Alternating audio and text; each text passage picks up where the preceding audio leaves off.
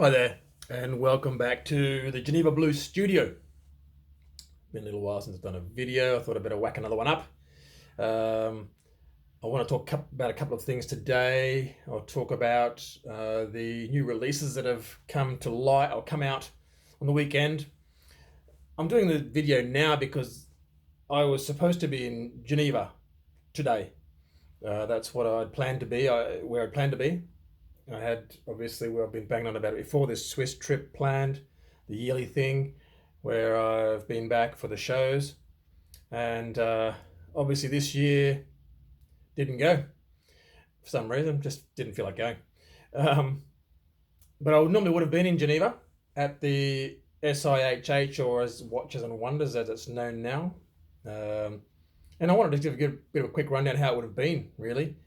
SIHH is an invitation only thing, so it's a bit more exclusive than Basel World typically has been.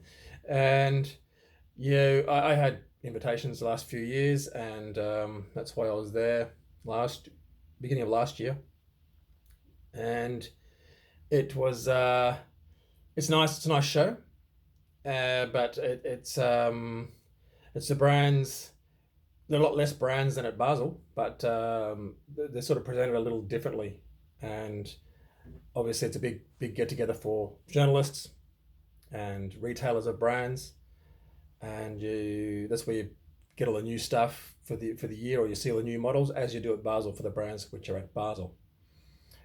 Now, I'm going to go through a bunch of new stuff that's come out. Some of the models, not every single model, but just the highlights of the brands for me, including the big brands, the Richemont brands. Plus, there's a few from the Clerc Hydroscaph, well, Carré des Horlogers, sorry, the watchmaker square in the middle of the last SIHH, and what they'd done up until for the last year or two. And so I'll just, without further ado, I'll whip into them. There's this in no particular order. But Piaget brought out their new Altiplano, where they've put into a production model the 2mm thick Altiplano, which is a pretty impressive watch, pretty cool watch. I like the original Altiplano, which was a tiny bit thicker, with a normal crown, and it was still at the 900p. There's a 910p. I've spoken about them before. That's a really nice, really cool watch, but it's so thin. It's 2mm thick for the whole watch timepiece. The whole timepiece is ridiculous, really. It's just, it seems like a bit of paper almost. It's almost just two-dimensional. But awesome achievement by Piaget. So good on them. Panerai, nothing special. They have a Luminor Carbotech, which is a carbon version of the Luminor with a bunch of luminous lume on it as well, or bright lume. IWC brought out Portuguesa models in colours. They haven't really changed the Portuguesa dial or the numbers and stuff since it was first out in the 30s or 40s, whenever it was. But some new colours are nice. They've got a new Yacht Club rose gold with navy dial, which is nice as well. And they have a new integrated bracelet for the Portuguesa line. Well, no, it's not an integrated bracelet. It looks like an integrated bracelet, but it's just an attached bracelet. It's very, very similar to the Patek bracelet, one of the Pateks, the Nautilus. Lange & brought out a Zeitwerk minute repeater, which is quite cool, very expensive.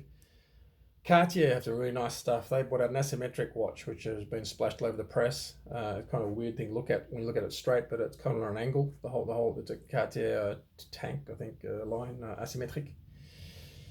Hermes have a few new watches. They have a slim GMT, which is a really cool watch. So I kind of like what Hermes are doing recently. They're using great movements, often by Vaucher manufacturer. JLC have some new movements, but apart from that, their look has been pretty classic, basically. Laurent Ferrier has a Grand Sport Tourbillon, with an integrated bracelet. That is an integrated bracelet, and I'm not a massive fan, actually. I think the integrated bracelet thing's gone a bit. Everyone's a bit of a bandwagon recently, last year or so, and I like his Galette watches, Laurent Ferrier, and I think they look better on leather. This is a sports watch. It's a tourbillon, which is written on the dial, but you can't see it. Like it's what they call a hidden or mystery tourbillon. You have to flip it over to see the tourbillon. If it's like that, you should really hide it, in my opinion, and not have it on the dial, not have it written on the dial even. So it's kind of a little secret, for yourself, for the wearer. Anyway, Mont Blanc, I bought a really cool blue split second limited edition, which I kind of like, but still a Mont Blanc, which is okay. I've just never really been a big fan of the brand. It might be snobbish, I don't know. It's just because of their pen heritage and a few other things. Roger Dubuis have bought out an Excalibur piece unique. If you look at the dial, doesn't look finished to me. It's kind of a bit bizarre. It's a very expensive watch. Tourbillon, I suppose. That didn't really speak to me. VC Vacherin Constantin have a bunch of rose gold, red gold overseas perpetual calendars, either skeleton dial or a blue dial, nice blue dial. They're nice. There's probably a few others that I've forgotten, but that's the main stuff we've seen recently come out. I wanted to talk about the watch. I'll do a wrist check before I forget. This is a Clerc Hydroscaph big date carbon. It's a solid watch, big watch. I've got I have it on because I have it. Let me have a look at this thing. It's for sale on my website, and I'm sort of promoting it right now because we've halved the price. It's a dive watch from Clerc in Geneva, which is a really cool function here of a bezel. It has a bezel which is locked with this locking key, this locking crown here, which itself has a little locking key, basically a flip up key, you can see there, and that's a nice feature. It's a cool watch. It's a 44mm, it's a big watch. Has a rear here, the hydrogen escape valve, so it's kind of different, and a fully laid up carbon bezel, basically. And they go for 7,000-8,000. I forgot what the new price was. It was more than that, but I had that for sale on my website at 6,000 Aussie dollars, and now I'm going to sell it for 3 if anyone wants it. It's a really cool watch. I like it. It's got a deployant clasp, a nice silicone leather strap. The lugs are actually there's some movement in the lugs, basically, and they fall down quite nicely onto the wrist, which is why having a big watch that size still feels good on the wrist. For this one, it's titanium and carbon. So that's for sale now. Go and check it out on genevablue.com.au. And then I'll go through my letters of watch brand. I'm getting towards the end. I'm up to the T's, and we'll start with Tag. Oh yeah, this is a bit of a tricky one because Tag is just a made up French phrase as technique d'avant-garde. Technique d'avant-garde. Looks like techniques d'avant-garde. You don't say this on techniques, like techniques, like technique d'avant of. Well, it just means cutting edge technology, really, which is a company started by a Syrian-born Saudi Arabian gentleman. And Tag, it still is. He still has Tag Aviation and Tag Automotive, which is owns McLaren now, since Ron Dennis was kicked out, left. And it's a private investment company based in Luxembourg. You won't find anything much about it, but it's owned by this Middle Eastern gentleman. And he bought that brand, which was started back in 1860 in Saint-Imier, up in the Jura in Switzerland, north of Neuchâtel. Sold to the LVMH group in about 85 for 740 million or something. Now they have turnover now of anything between, I don't know, 1 billion to 3 billion, depends where you read. Doing quite well. It was one of Switzerland's fastest growing brands.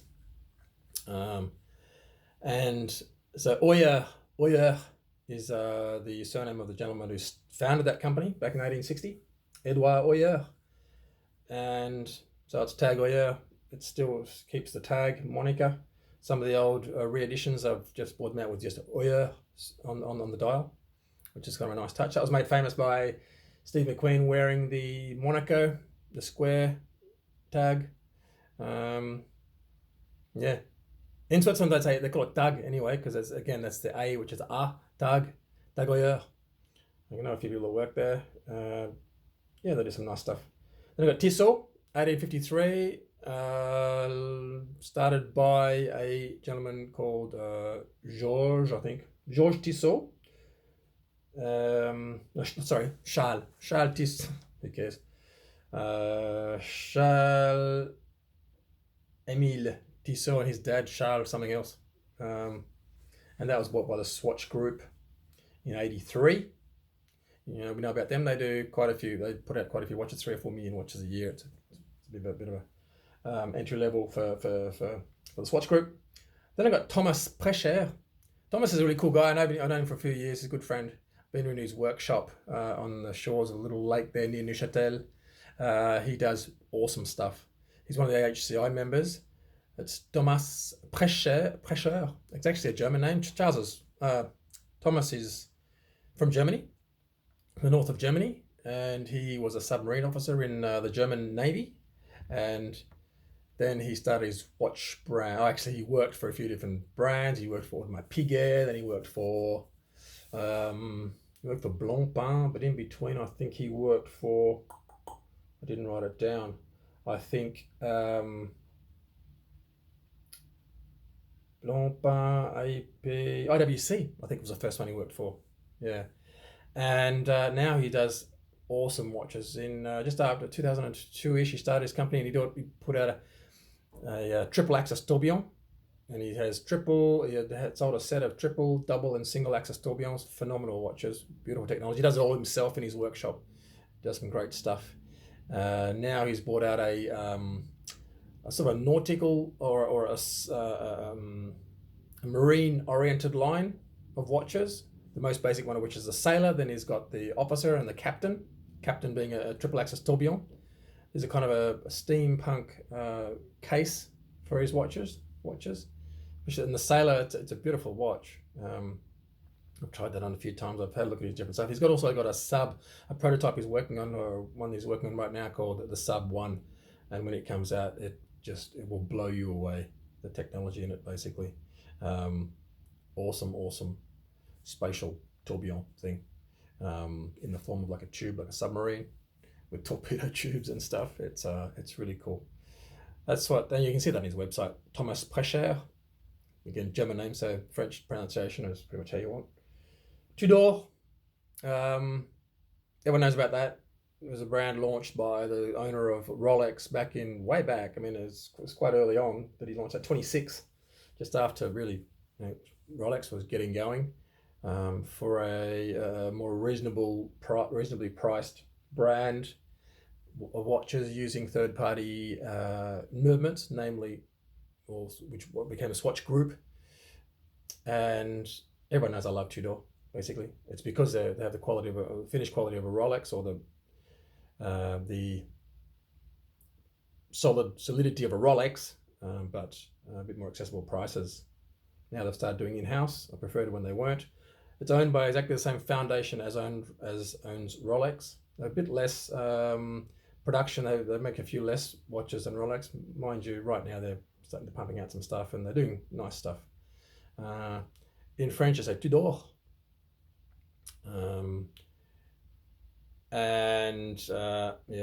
Tudor.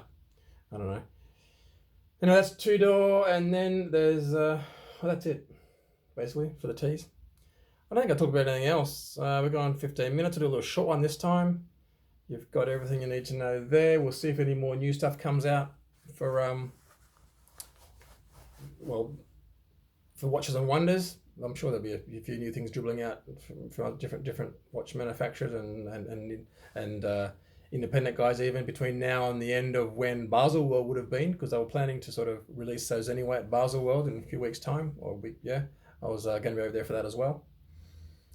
And as and when, I'll let you know. I hope you enjoyed the last few videos. The last one I did with Alex, the watch regulator.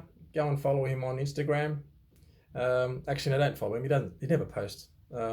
But follow Fifth Wrist and you'll see, listen to the Fifth Breath podcast. We've done a few more recently. Did one with Michael Woods, the watchmaker in Victoria, and that's come out just today actually. We've got a few more in the pipeline with some cool guests. We did a great podcast with Charles Turl, the ex-auction house vintage watch expert from the UK. He's stuck down in the Caribbean on a boat. Go and listen to that podcast on Spotify, whatever, iTunes, whatever you listen to the podcast on. And I've got a few more coming out as well. So that's it for today. Keep an eye out for the next ones. I should do another video or two in the next week. Cheers.